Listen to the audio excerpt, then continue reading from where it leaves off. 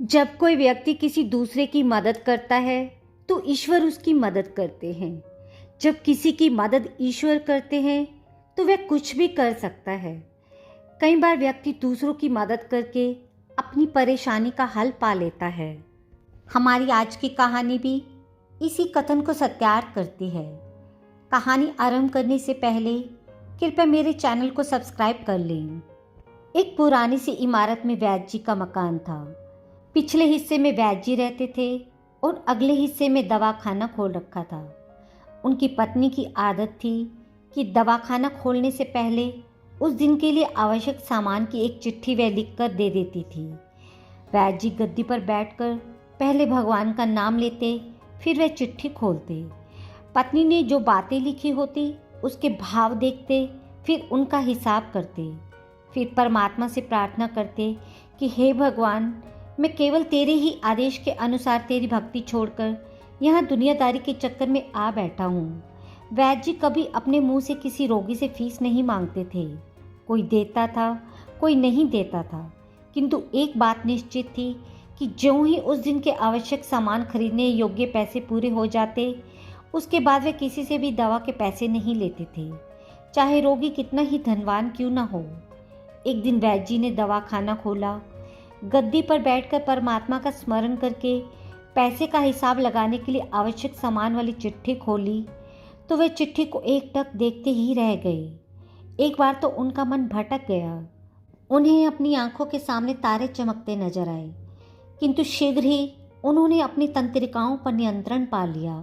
आटे, दाल, चावल आदि के बारे में पत्नी ने लिखा था। बेटी का विवाह 20 तारीख को है, उसके दहेज का सामान। कुछ देर सोचते रहे, फिर बाकी चीज़ों की कीमत लिखने के बाद दहेज के सामने लिखा, ये काम परमात्मा का है, परमात्मा जाने। एक दो रोगी आए थे, उन्हें वैद्य जी ने दवाई दी। इसी दौरान एक बड़ी सी कार उनके दवाखाने के सामने आकर रुकी। वैद्य जी ने कोई खास तवज्जो नहीं दी, क्योंकि कई कारों वाले उनके पास आते रहते थे। दोनों मरीज दवाई लेकर चले गए। वह सूटेड बूटेड साहब कार से बाहर निकले और नमस्ते करके बेंच पर बैठ गए। वैद्य जी ने कहा, अगर आपको अपने लिए दवा लेनी है तो इधर स्टूल पर आएं, ताकि आपकी नाड़ी देख लूं, और अगर किसी रोगी की दवाई लेकर जाना है तो बीमारी की स्थिति का वर्णन करें। वह साहब कहने लगे, वैद्य जी, आपने मुझे पहचाना नहीं। मेरा नाम श्यामलाल है, लेकिन आप मुझे पहचान भी कैसे सकते हैं, क्योंकि मैं 15-16 साल बाद आपके दवाखाने पर आया हूँ। आपकी पिछली मुलाकात का हाल सुनाता हूँ, फिर आपको सारी बात याद आ जाएगी। जब मैं पिछली बार यहाँ आया था तो मैं खुद नहीं आया था, अपितु ईश्वर मुझे आपके पास लेकर आए थे, क्योंकि ईश्वर ने मुझ पर कृपा की थी और वह मेरा घर आबाद करना चाहते थे। हुआ इस तरह था कि मैं कार से अपने पैतृक घर जा रहा था। आपके दवाखाने के सामने हमारी कार पंक्चर हो गई। ड्राइवर कार का पहिया उतारकर पंक्चर लगवाने चला गया। सामने देखा कि गर्मी में मैं कार के पास खड़ा था, तो आप मेरे पास आए और दवाखाने की ओर इशारा किया और कहा कि इधर आकर कुर्सी पर बैठ जाएं। अंधा क्या चाहे 2 आंखें, और मैं कुर्सी पर आकर बैठ गया। ड्राइवर ने कुछ ज़्यादा ही देर लगा दी थी। एक छोटी सी बच्ची यहाँ आपकी मेज के पास खड़ी थी और बार बार कह रही थी, चलो ना बाबा, मुझे भूख लगी है। आप उससे कह रहे थे, बेटी थोड़ा धीरज धरो, चलते हैं। मैं ये सोचकर कि इतनी देर से आपके पास बैठा था और मेरे ही कारण आप खाना खाने भी नहीं जा रहे थे, मुझे कोई दवाई खरीद लेनी चाहिए ताकि आप मेरे बैठने का भार महसूस न करें। मैंने कहा, वैद्य जी, मैं पिछले 5-6 साल से इंग्लैंड में रहकर कारोबार कर रहा हूँ। इंग्लैंड जाने से पहले मेरी शादी हो गई थी, लेकिन अब तक संतान के सुख से वंचित हूँ। यहाँ भी इलाज कराया और वहाँ इंग्लैंड में भी, लेकिन किस्मत ने निराशा के सिवा और कुछ नहीं दिया। आपने कहा था, मेरे भाई, भगवान से निराश ना होवो। याद रखो कि उसके कोष में किसी चीज़ की कोई कमी नहीं है। आस, औलाद, धन, इज्जत, सुख दुख, जीवन मृत्यु, सब कुछ उसी के हाथ में है। ये किसी वैद्य या डॉक्टर के हाथ में नहीं होता और ना ही किसी दवा में होता है। जो कुछ होना होता है वह सब भगवान के आदेश से होता है। औलाद देनी है तो उसी ने देनी है। मुझे याद है आप बातें करते जा रहे थे और साथ साथ पुड़िया भी बनाते जा रहे थे।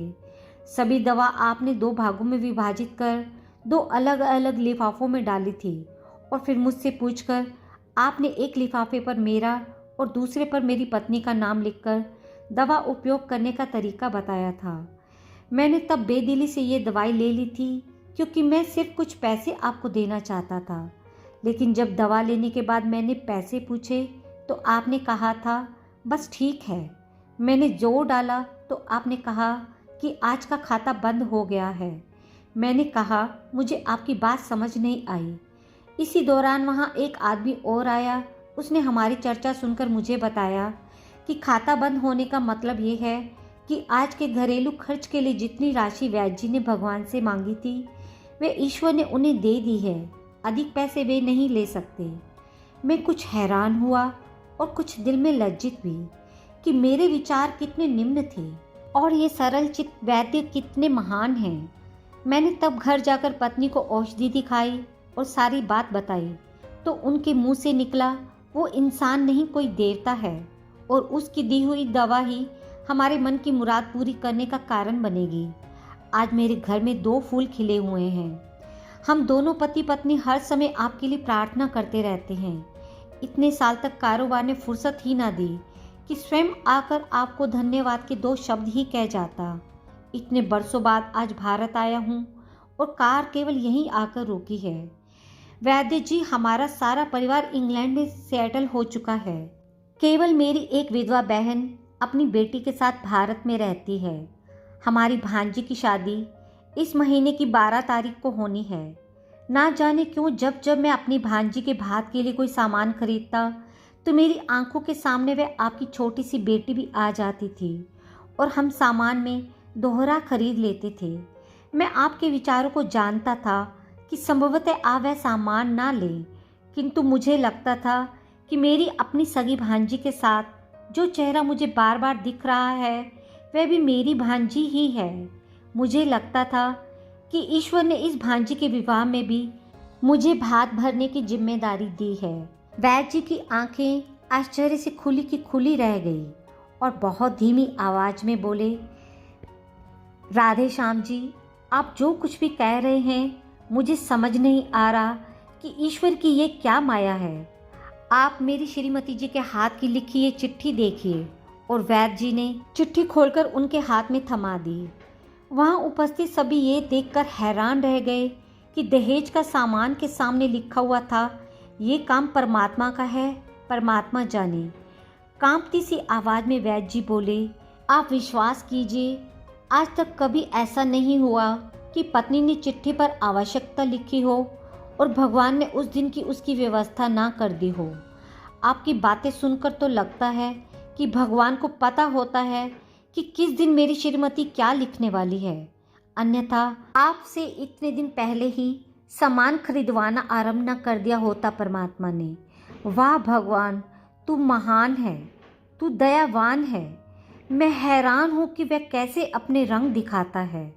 वैद्य जी ने आगे कहा, जब से खुद को संभाला है एक ही पाठ पढ़ा है कि सुबह परमात्मा का आभार करो, शाम को अच्छा दिन गुजरने का आभार करो, खाते समय उसका आभार करो और सोते समय उसका आभार करो। जो इंसान ईश्वर पर भरोसा रखता है और ईश्वर के न्याय पर विश्वास रखता है, तब उस इंसान की जिम्मेदारी ईश्वर की जिम्मेदारी बन जाती है। तो आपको आज की कहानी कैसी लगी? अपनी प्रतिक्रिया और विचार कृपया नीचे कमेंट बॉक्स में दें और मेरे चैनल को सब्सक्राइब और वीडियो को लाइक करना न भूलिएगा।